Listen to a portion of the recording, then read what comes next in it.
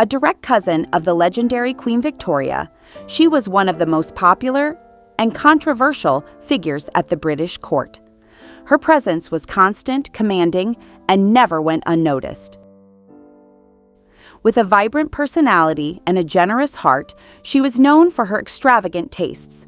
She loved to spend.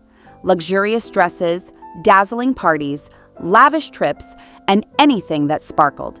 She wanted it, and she got it. Her lifestyle stirred gossip, and not always for the right reasons.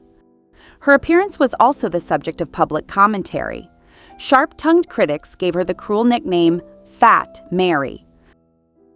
But behind that harsh label was a woman who lived life intensely, on her own terms, without asking permission. And more than that, she was the mother of Mary of Teck, future queen consort of George V, and grandmother of Queen Elizabeth II. Scandalous to some, inspiring to others, today you'll discover more about the controversial Princess Mary Adelaide. If you enjoy these stories about former monarchs, make sure to subscribe to the channel and turn on the notification bell so you don't miss any videos. Give it a like if you enjoyed it, and let us know in the comments what you thought of this story. We love hearing from you. On November 27, 1833, a girl was born who would become one of the most talked about and misunderstood women in the British aristocracy, Mary Adelaide Wilhelmina Elizabeth, or simply Mary, as those closest to her called her. The young princess was born in Hanover, Germany. She was the youngest daughter of Prince Adolphus, Duke of Cambridge, son of King George III of the United Kingdom, and Princess Augusta of Hesse Castle. The couple had 3 children, with Mary being the youngest, and from an early age, the most spirited. Her early years were spent in Hanover, where her father served as viceroy, acting as the British Crown's official representative in the region. It was a world of formal duties and palace life, where Mary first encountered royal protocol and the high expectations that came with her royal lineage. However, the stability of her childhood would be short-lived. In 1837, the death of King William IV, her paternal uncle, changed the course of her family's life. Her cousin Victoria was crowned Queen of the United Kingdom, but as a woman, she could not inherit the crown of Hanover, a monarchy that followed a different line of succession. As a result, the Hanoverian throne passed to another uncle, who became Ernest Augustus I of Hanover. With the separation of the 2 crowns, her father's position as viceroy was abolished, and with no official duties left in Hanover, the Duke and Duchess of Cambridge were forced to return to England. That's when they settled at Kensington Palace, where Mary would grow up surrounded by the shadow and the splendor of the British court. Back in England, Mary and her older sister, Augusta Caroline, began receiving a refined and highly focused education. The British royal family had ambitious plans for them. They studied music, languages, art, history, and of course, court etiquette. The girls were being carefully prepared for Europe's most competitive market, royal marriage. The expectation was clear. They were to become attractive, eligible princesses, able to secure politically advantageous alliances for the crown. But Mary quickly proved to be a piece that didn't fit the board. She was cheerful, affectionate, full of energy, and incredibly strong-willed. But there was something that began to draw even more attention: her body. She didn't fit the delicate, slender image expected of princesses at the time. She was fuller, more robust, and because of that, she started being viewed with judgmental eyes.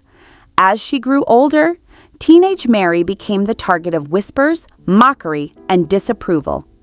The public, as cruel as ever to women who fall outside society's narrow standards, began calling her Fat Mary, a cruel nickname that unfortunately would follow her for the rest of her life. One particularly painful episode occurred when Mary was invited to a formal dinner with several high-ranking European royals. She was seated next to King Leopold I of Belgium, Queen Victoria's uncle. Throughout the entire dinner, his eyes stayed fixed on her. Mary, clearly uncomfortable, could feel the weight of his gaze and the quiet snickering of the other guests. A few days later, a letter reached Queen Victoria. It was from Leopold himself, and in it, a comment that would leave a deep scar on Mary. Poor Mary! She was such a beautiful child. Now she's turned into a ball. Despite such cruel remarks about her appearance, Mary remained a highly eligible match in the eyes of European aristocracy. After all, she was a cousin of the powerful Queen Victoria, and that alone was enough to attract interest from foreign courts. One of the most serious prospects came from the north. Prince Oscar of Sweden, who would later become King Oscar II, seriously considered Mary as a potential wife. The match seemed promising. Oscar even visited the British court with the clear intention of meeting her and possibly arranging a royal engagement. But the encounter didn't go as hoped.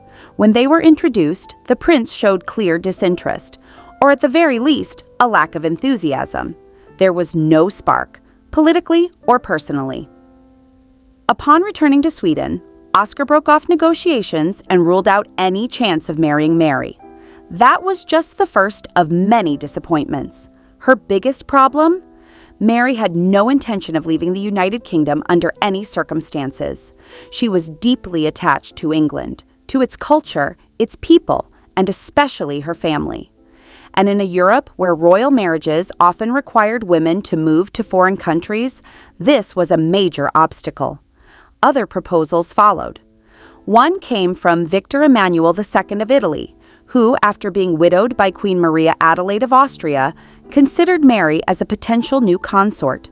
There were even rumors that Emperor Napoleon III of France took interest in her.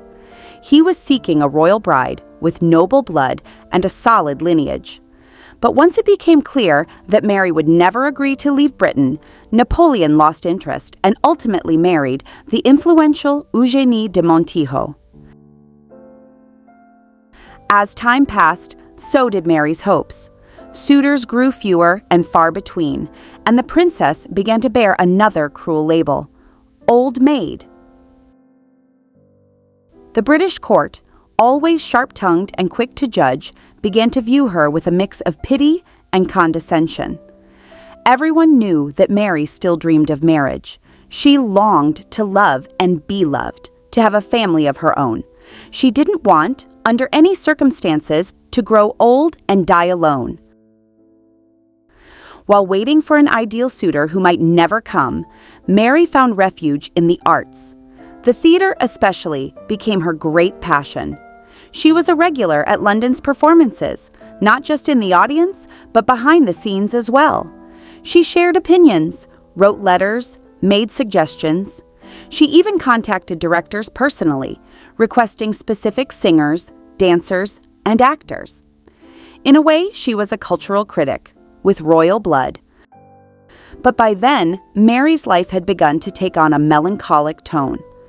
Despite being surrounded by opulence and luxury, she carried a deep loneliness in her heart. To the outside world, she was a princess, but behind closed doors, she was just a woman, still waiting for a love that felt real.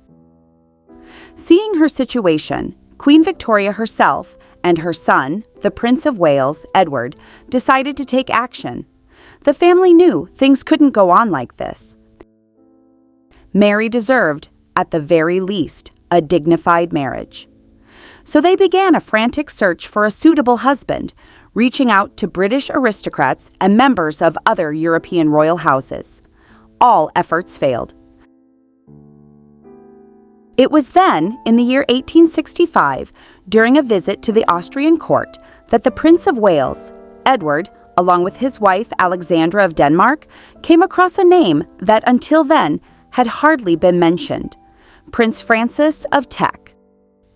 Francis was an officer in the Austrian army, born of a morganatic marriage, a union between nobles of unequal rank. His father, Prince Alexander of Württemberg, had married Claudine Rede, a countess considered socially inferior by traditional aristocratic standards. This meant that Francis had no claim to the Württemberg throne, which made him, politically speaking, an ideal match for Mary, royal enough, but free from any dynastic complications. And to make things better, Francis had a glowing reputation. He was known as one of the most handsome men at the Austrian court. Tall, elegant, with sharp features and an impeccable posture, he charmed with ease. Seeing in him a genuine opportunity for his lonely cousin, the Prince of Wales invited Francis to visit the British court. And it was there, in the halls of Kensington Palace, that Francis and Mary finally met. Their romance was practical. The courtship was brief, and the engagement was announced at record speed. Perhaps because Mary already knew that her chances were running out. At 32, her appearance constantly criticized, with a reputation for being demanding and stubbornly attached to England, she was far from the storybook image of a fairy tale princess. On the other hand, for Francis, this marriage was everything he could ever hope for. As the son of a mismatched union, with no throne and no dynastic prestige, marrying a granddaughter of King George III and cousin to Queen Victoria was the highest social rise imaginable. And so, on June 12, 1866, Mary and Francis were married at St. Anne's Church in Richmond. The altar bore witness not to a sweeping love story, but rather to a mutually convenient arrangement. She, tired of waiting. He, grateful for the elevation. After the wedding, the newlyweds settled into life at Kensington Palace and soon became familiar faces at official royal events. They took on ceremonial duties, attended public functions, and represented the crown with grace. That marriage, once deemed unlikely, surprised everyone with the harmony and apparent happiness it projected. Many had doubted whether Mary and Francis could make it work, but against all odds, they lived together in relative peace, maintaining a stable and affectionate family life. Still, not everything was as perfect as it seemed. Although Mary received a generous pension from the British Crown, meant to guarantee her comfort, her lavish spending habits quickly became a problem. The princess, always passionate about jewels, fashion, and extravagance, soon found herself drowning in serious debts. This affected not only her life, but also her husband's. Though the couple held the title of Duke and Duchess of Teck and enjoyed high status at court, their finances were steadily deteriorating. The financial instability pushed Mary into a new personal battle, the quest for more privileges. Always seeking recognition, she made a direct appeal to her cousin, Queen Victoria. She wanted Francis to be granted the title of Royal Highness. It was a bold request, and one that Victoria denied for years. But finally, after persistent efforts and mounting pressure, Francis was granted the style of Royal Highness in 1887 during the grand celebrations of Queen Victoria's Golden Jubilee. Family life continued, and as expected, the marriage brought children. In 1867, their first child was born, Mary, who would later become Queen Consort of the United Kingdom, the wife of George V. She would go on to become the matriarch of a dynasty that played a monumental role in British history. In 1868, their second child, Adolphus, was born. He would eventually hold the titles of Duke of Teck and Marquess of Cambridge. In 1870, their third son, Francis, was born. He would follow a military career, and finally, in 1874, their youngest, Alexander, completed the family. The Duke and Duchess of Teck were now the heads of a family with 4 children, and Mary, at last, felt she was achieving her own vision of happiness. But the financial troubles that had haunted their marriage did not go away. For fulfilling her royal duties, Mary received £5,000 a year from Parliament. Her mother, the Duchess of Cambridge, also provided additional financial support, but it was never enough. Mary was constantly petitioning Queen Victoria for more funds, but the monarch's answer was, almost always, a firm and definitive no. Still, Mary had never been born for simplicity. With a refined taste and an unrelenting appetite for luxury, she immersed herself in a life of extravagance. Grand parties, haute couture dresses, lavish banquets, and frequent trips abroad. It was a lifestyle completely incompatible with their actual income, and as expected, debt began piling up. In 1883, overwhelmed by creditors, the Tecks had no choice but to leave England. They went into exile in Florence, Italy, and later stayed discreetly with relatives in Germany and Austria. To avoid scandal, they adopted modest titles, referring to themselves as the Count and Countess of Hohenstein. But Mary was not made for anonymity. She soon cast aside modesty and resumed demanding the royal status and privileges she believed were her due. After all, in her eyes, even exile had to be lived with style. Still, those years abroad provided some financial relief, helping them to significantly reduce their debts. Eventually, they returned to the United Kingdom in 1885.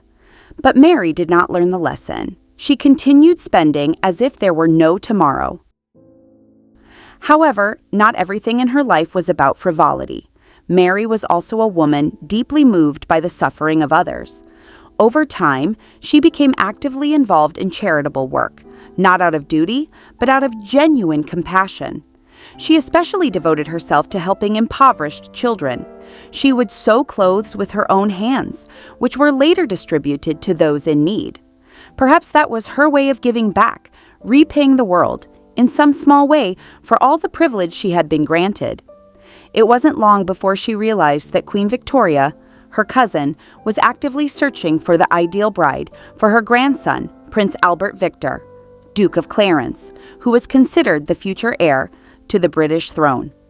With the Queen's requirements clearly laid out, a young woman of royal blood and British upbringing, Mary did not hesitate to put forward her daughter, Mary, known privately as May, who fulfilled all the necessary criteria.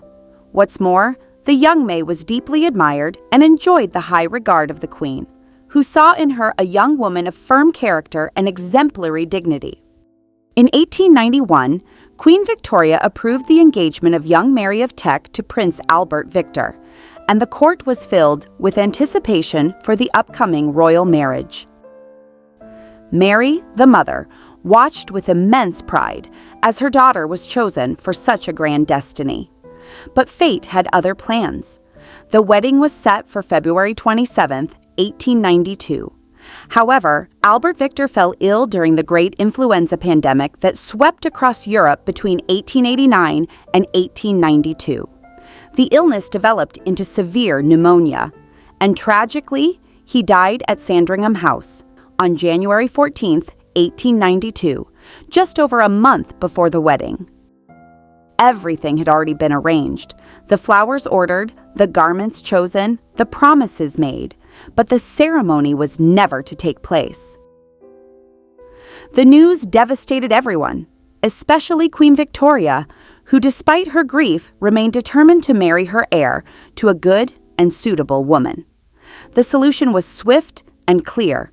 Young May would now become engaged to Victoria's other grandson, Prince George, who, after Albert's death, was seen as the new heir to the British throne. Thus, on July 6, 1893, the union between Mary of Teck and Prince George was celebrated splendidly at the Royal Chapel of St. James's Palace in London. For her mother, Mary, the joy was immense. She witnessed her daughter attain the highest possible position within the British monarchy, marrying the most sought-after match any young woman could dream of. This marriage was a true redemption for the Tecks, who until then had lived under the shadow of debt and instability. The union dramatically elevated the family's status, bringing with it prestige, security, and, above all, fortune. What had once been a forgotten and indebted lineage was now restored. Mary's position in society improved significantly, especially as her daughter began having children, further expanding the legacy of the royal family. But sadly, Mary's life as the mother of a future queen consort and the privileges that came with it would not last long. In 1897, she underwent emergency surgery to remove a hernia, but did not survive the procedure. She died at the age of 63 at White Lodge. And so ends the life of this curious British princess. Though she was often criticized for her extravagant lifestyle and the target of cruel nicknames, such as Fat Mary, she defied all expectations. Amid court gossip and harsh judgments, she devoted herself to noble causes and, against all odds, reversed the fortune of the Teck family. What once seemed impossible happened. She elevated her family's name to the highest ranks of the British royal house, challenging assumptions and silencing those who had underestimated her. Her remains rest at St. George's Chapel in Windsor Castle beside her beloved husband, Francis of Teck.